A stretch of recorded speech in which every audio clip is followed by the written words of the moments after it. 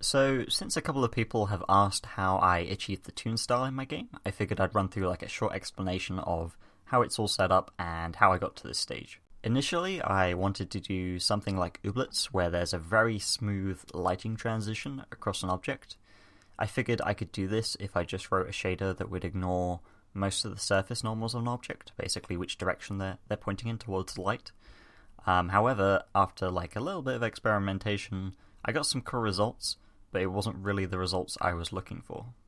So after a while of writing shaders, I realized that a lot of the Toon games that I liked seeing were basically unlit.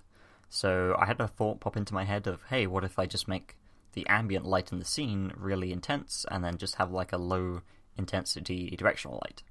I found that this works far better than any shader. For example, if you take the default Unity scene, I'm just going to drop in a asset with a standard shader, and then I'm just going to crank up the ambient light to a nearish white, and then I'm going to change the directional light from a yellowy, horrible default color to a white color, and then I'll just play with it, balance a bit, so I can get a little bit of shadow on the objects.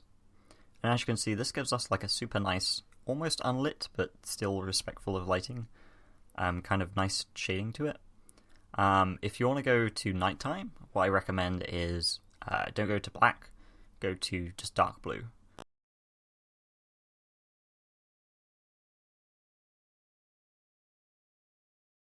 The only things I'm really doing in terms of shaders is for my main kind of just everyday object shader, I'm using the Unity default Toonlit shader without a ramp.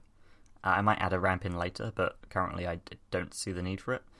To me, like finding the right gradient map for ramps is quite hard. For the water, I'm using a nice shader by Roystan, who makes these awesome Unity shader tutorials. I've modified it a little bit to account for like ambient light and things like that. And I'm thinking in the future maybe I'll add like refraction, or I'll just end up buying like an asset store asset to replace it. So for the terrain, I just took Unity's built-in terrain source code, which you can download from their site. You can download the source code for all their built-in shaders. And I replaced all the lighting functions with the Unity Toonlit lighting functions. And then I just looked at some advice from Adam Gairu's Twitter post about how to lerp splat maps, and I implemented that as well as a texture for triplanar mapping for the rock surfaces as it goes more vertical. Currently, it definitely isn't perfect. I have a hard time getting ambient occlusion to play nicely with things like grass. The terrain has a bit more issues once you get past like 4 textures about how you do the splat map when it overlaps things. It's one of the reasons why I started making my own custom terrain, because there's just things that are inherent to Unity's terrain that make working with terrain very difficult and aggravating. But for the most part, I'm kind of happy with how the art style's looking now. If I had advice for people, is just don't play with the shaders first, play with the lighting. Shaders really help with terrain and water and things where you just want to modify little things. But apart from that, they don't really affect too much. Like, good lighting will carry you most of the way. So I hope that helps, and as always, if you'd like to see more of this nonsense, make sure to subscribe, and good luck with your own development.